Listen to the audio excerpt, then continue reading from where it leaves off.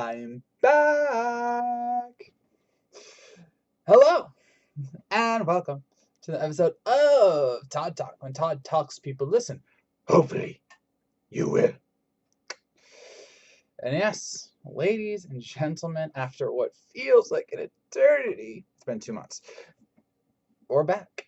And most importantly, Death Battle is back. And not only is Death Battle back, we have the beginning of Season 8 with easily one of the most insanely awesome fight selections ever. It is Yoda, Master Jedi, versus it would be Jedi Master, Yoda, Jedi, whatever, versus King Mickey. Now, just to get this clear, just in case you didn't hear the Death Battle cast last time, this is King Mickey, Kingdom Hearts. All right, this is not Mickey of the Disney cartoons that has Toon Force. All right, this is Mickey from Kingdom Hearts, completely different rule set. So, with that, this is going to be a very fun episode. So let's dig right into this. Yoda, master he is. Grand, beyond measure he may be. Mysterious, oh yeah, he is. No, seriously. We really don't know much about Yoda. I actually had to do some work on this before this Death Battle was even announced. I had to write a thing on Yoda. And his origin is intentionally mysterious for various reasons, because George Lucas, the creator of Star Wars, specifically wanted a old wizard kind of character that you didn't know about, that was just mysteriously awesome with power, and yet was that mentor character, very much like Merlin from the Sword and the Stone, or like the actual book of King Arthur.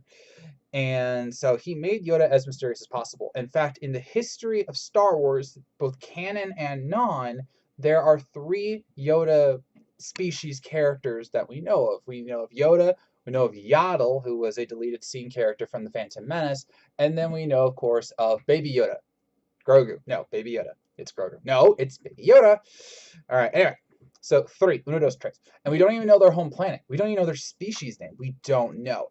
And that is just how George Lucas wanted it. And outside of, adding that new Baby Yoda Grogu character in The Mandalorian, we really haven't gotten much of an expansion on that. And so we have to go off of what we know, and that's very, very little.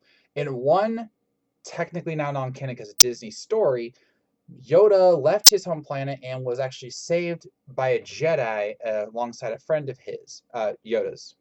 So after seeing this Jedi in action, he wanted to become a Force user himself, and sure enough, his species, which has been proven throughout the 3 that we know, because Yaddle is a Jedi Master and Grogu is Baby Yoda, his species is somehow just very in tune with the Force. So he began his training at the Jedi Temple on Coruscant, and for the next, wait for it, 800 years, 800 years, he has been dedicated to the service of the Jedi Order and the peace of the galaxy, which means that he's been there not just for a long time, but he's seen both peace in his time and seen it fall apart. And then technically he's even older because he's a Force ghost, but we'll get to that. So along his 800 years, he not only became a Jedi Knight, he not only became a Jedi Master, not only become a part of the Jedi Council, he's basically the head of the Council as seen in the prequel films. And as the most experienced member of the Council by far, he has not just dealt with all sorts of situations, he has such a kinship with the Force that it goes far beyond anything that the modern Jedi eras have seen. In fact, it's specifically stated that Yoda is the most powerful Jedi of his era, and that era is, again, 800 years long. So, and you could even argue that even with the newer characters like Rey, Kylo Ren, and what have you, that he's more powerful than them for very obvious reasons. Anyway, so as a master, he has mastered all 7 forms of Jedi lightsaber combat. His strongest one, as seen in various films and cartoons, and stated by Death Battle, is Form 4, known as Ataru. I like video games. Ataru, which is where he uses the Force to enhance his abilities and make him much better in combat. In fact, it's actually stated that Yoda as a whole prefers force using versus lightsaber combat, which is why you don't see him using his lightsaber very often, both the cartoons and the movies. He prefers to use the force powers that he has, which are grand.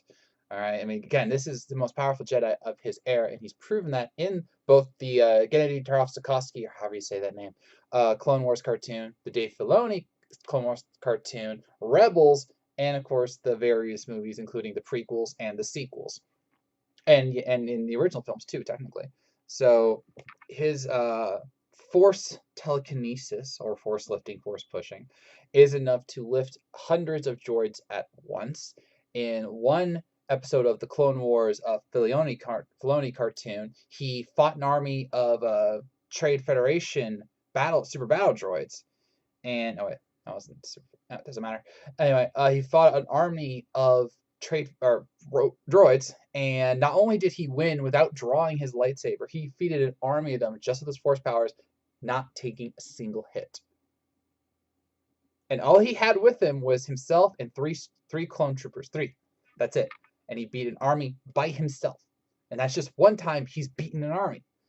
As a Jedi, he has also used what's called Tutamitis, which is his ability to deflect or even absorb and channel certain kinds of energy, like his battle with Count Dooku, where he stopped the Force lightning and then redirected it away, which he also used against Darth Sidious, which caused that explosion to have their battle end in a stalemate.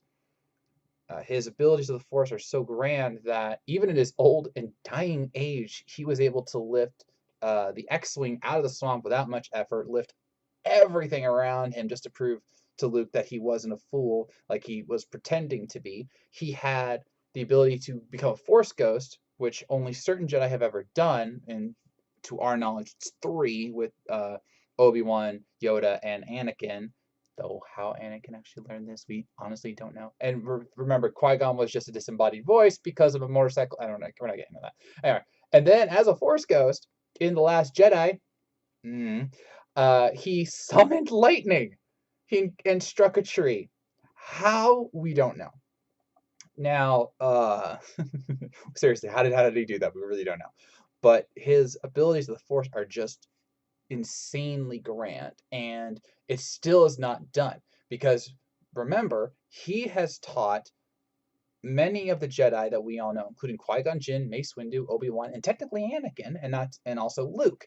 And he's more powerful than all of them. So as I'll do a little bit later, their abilities don't compare to his because he is better than them. And one of the proof of this is in precognition. Now you might remember in the Kakashi Obi-Wan death battle, they talked about Force users being able to use precognition to sense immediate actions, which is what Obi-Wan did in his battle with Anakin, where he was using it to block his attacks.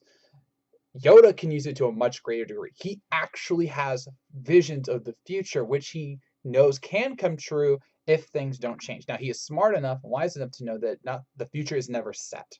For example, in the Clone Wars cartoon, Filoni, he had a vision that Ahsoka Tano would die during Order 66.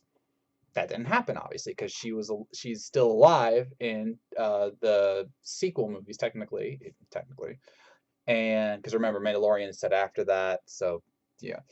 But obviously, it didn't happen. However, he did predict the fall of the Jedi Order, and he predicted his own death on Dagobah. And so he knows that he has to be careful with his Force visions because they could influence him incorrectly, but they also could be true warnings about what's going to happen to him and to others around him. And that's still not all. If you remember the Knights of the Old Republic, remember Bastila, or how do you say her name? She had an ability called battle meditation, which was able to use the Force to channel energy and positivity into allies to make them stronger, able to fight harder, and then even demoralize the enemy. Yoda can use that, and it's actually canon that he used that in the Battle of Kashyyyk and Revenge of the Sith. So, yeah, he's pretty OP. Now, obviously, he does have his limits, especially in his old age at the end of the prequels trilogy, because while he was able to overpower Dooku, which caused Dooku to try and kill Obi-Wan and Anakin to force Yoda's hand to stop the fight, he couldn't beat Darth Sidious on his own. Now, many will argue that it was a stalemate, and you honestly can make that claim.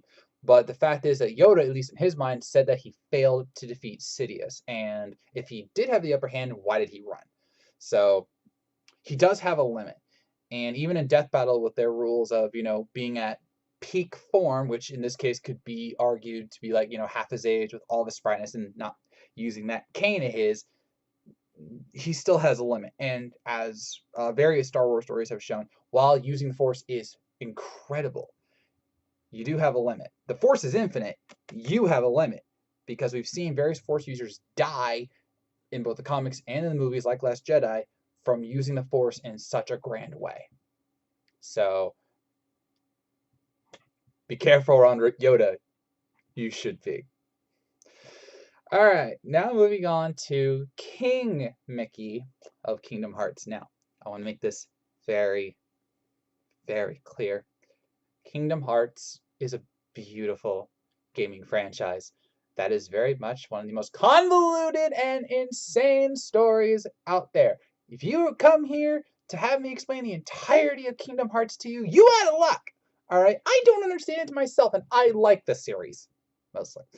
Anyway, so King Mickey. Now, ironically, King Mickey honestly had a bit of the same origin story as his cartoon counterpart, despite what Boomstick said is not the original Disney character. That would be Oswald the Rabbit for all you epic Mickey fans out there. Anyway, so King Mickey started out as just plain Mickey on the Timeless River and in Steamboat Willie. And eventually he became a musketeer, who then became a sorcerer's apprentice, to Yen Sid, and eventually became a Keyblade wielder. And around this time, in his journey to be a Keyblade wielder, he sensed the darkness that was coming from the world. He could tell that the Heartless were moving in ways that were much greater than they had moved before. And he wanted to go and investigate. So using some of the other characters he knew, including Aqua and Terra, Breath by Sleep, he went out and tried to find out what was going on. And he learned about Kingdom Hearts. And as time went on and the darkness continued to rise, Mickey took it upon himself, both with and without the blessing of Yen Sid, to go and try and seal Kingdom Hearts for good and prevent the darkness from continually destroying worlds and hurting people. And that's the easy story, all right? Everything else here yeah. So Mickey's mission, as noted, was to go and seal Kingdom Hearts once and for all. But the problem was that every time he tried, something basically went wrong. For example, Sora almost got taken by the Realm of Darkness, so he took his place to try and figure out a way to seal Kingdom Hearts. Then when he met Riku, he couldn't prevent Riku from being consumed by the darkness within him, which transformed him into Ansem. It's Heartless, which we saw in Kingdom Hearts 2. See, we're already getting confusing, isn't this? Confusing Kingdom Hearts is. Oh, sorry. But anyway, throughout his journeys, King Mickey, along with his allies like Sora and Donald and Goofy and Riku and Kairi and Lee, got it memorized, and all of them worked together so that they reformed the 7 Guardians of Light and defeat the 13 Warriors of Darkness and seal Kingdom Hearts, which they did. Technically, kind of. Sora died, didn't die, brought Kairi back from death, sacrificed himself, but he's not dead. He's an idea and an imaginary real. We're not just doing this. We are not doing this. All right, let's get to the abilities, because that's actually pretty straightforward. So, as a Keyblade master, a definitive Keyblade master, Mickey is well versed in 2 different forms of combat. He's got his physical combat via his Keyblade, which has been confirmed in the Death Battle is the Star Cluster, which is a fused form of his Star Seeker Keyblade and the D-Blade, the Darkness Blade, from the Realm of Darkness. Don't ask me how. It's just true. So he has a Star Cluster Keyblade, but because of that Keyblade and his own abilities, he has the ability to wield magic. Now, there are some who remember that who think that the Keyblade is the way he uses magic. But we know that's not true, because in the original Kingdom Hearts game, Sora lost the Keyblade to Riku in a moment of indecision, and yet could still cast magic with the toy sword. So the magic is still very much in here. He just needs a conduit, which is the Keyblade. Anyway, so he is a master Keyblade fighter, and he has proven that against Organization 13, scores of Heartless and Nobodies, and various Disney villains like Maleficent and Captain Pete. I should bust out my Mickey impersonation more often. I actually think it's pretty good. But he's faced scores of enemies with it, and power of the Keyblade is not to be underestimated. I mean, this is one of the blades of light that is able to just wipe out darkness. Its inherent job is to wipe out darkness. It's not unlike the Master Sword if you think about it. But he is well versed in that. But the magic he has is just as impressive. He is a true warrior of light in that he has the ability to wield light in various ways, even beyond what Sora can do. And Sora is a warrior of light as well. He can summon various light blasts. They can create and manipulate light orbs, which can fire lasers in multiple sets and use them defensively to take blows. He can fully heal people, including himself, with spells like Karaga or I believe it was Holy Light, I believe, which is what happens in Kingdom Hearts 2 when you die in certain boss fights and Mickey comes to save you. After he's done, he casts Holy Light and you're suddenly recharged with full health and full MP. So that's very useful. He has spells like Stopsga, Stopsga, which can freeze time and enemies in place for a certain amount of time as long as he can hold the spell. And he has various elemental abilities, not unlike Sora. And of course, there is his ultimate attack, Ultima. Now, technically speaking, I think we've only seen this in full action once, but it was powerful enough to go up against one of the top evildoers, dark seekers of all, in Master Xehanort. And Xehanort himself had to use Stopska to go and prevent Mickey from unleashing the full power of Ultima, which is, like, again, the ultimate version of the light attack.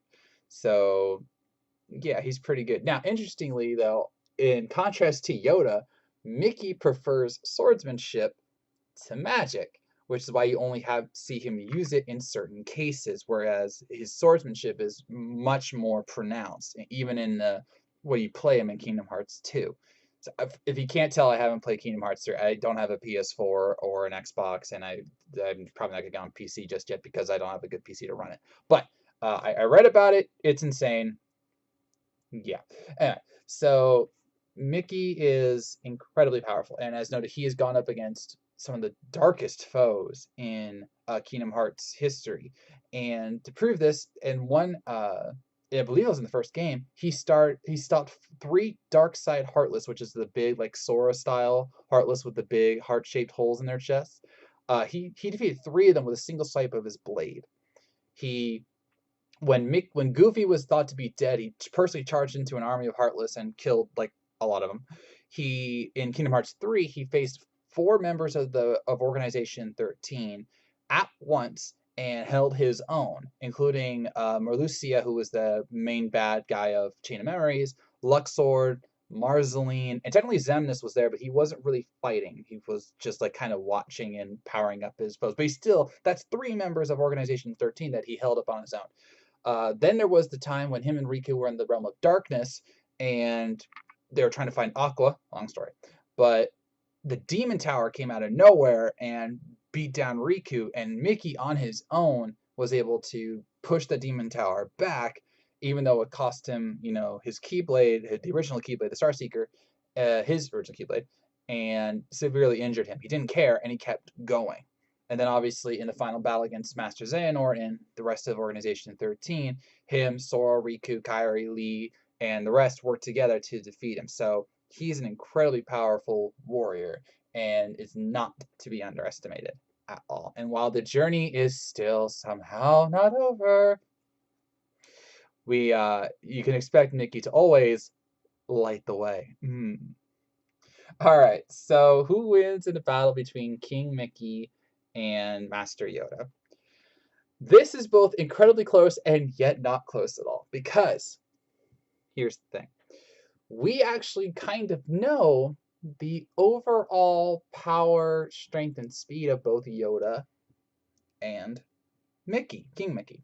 How do we know this? Because Sora and Obi-Wan have been heavily dissected in Death Battle. And you can say, well, wait a minute, didn't we also do Darth Vader? Yes, but that's a little more restricted in certain ways, and they went way more in depth with Obi-Wan. So we're going to use Sora and Obi-Wan as the base levels, and then King Mickey and Yoda are better than them because they train them and they're got more experience than them.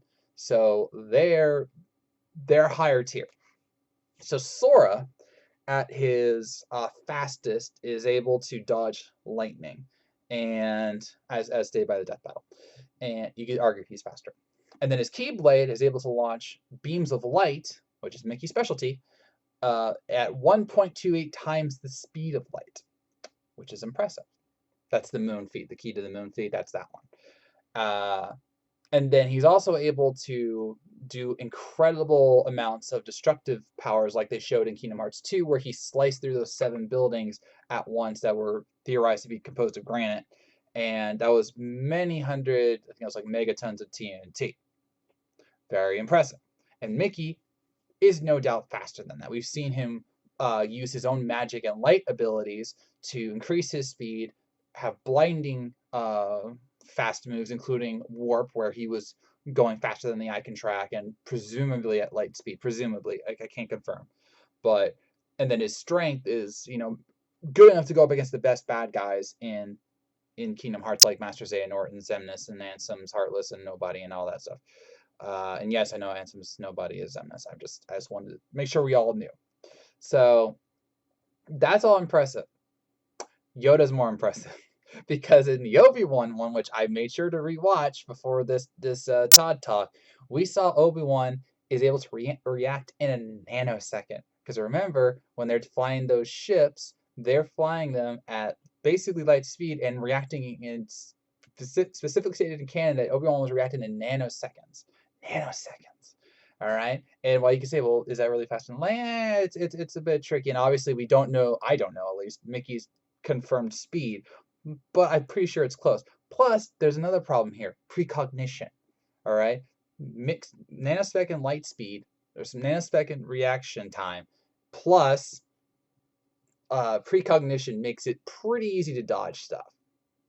And then as for strength, if you recall, they compared a certain Jedi from the books, like in the Legends books, I believe it was, to being able to move a black hole, which means that they had 14 petatons of power, way more than megatons. Petatons, megatons, petatons, megatons. All right. Now, but you say, well, wait a minute, that's a little tricky there. But we all know that Mickey has the ability to control time, which, as best I can find, Yoda does not have. So doesn't that mean that Mickey could freeze Yoda and kill him there? Maybe. Maybe. Because here's the thing. While it's true that Stopska, is it just Stopka? I swear it was Stopska. I do apologize. I just like how that sounds. Stopska is able to hold off enemies, including almost pushing back Master Xehanort, who had to, he tried to freeze an army of Heartless, but Riku stopped him because it was going to drain him of too much energy, which I'll get to in a second. But I have no doubt it could go and defeat Mickey, freeze Yoda. The problem is he has to cast the spell. Remember, this is magic, and you don't just say, you don't just like think it and it happens. You have to say the word, like heal or Karaga and or Stopska. He has to like move the Keyblade and summon the energy.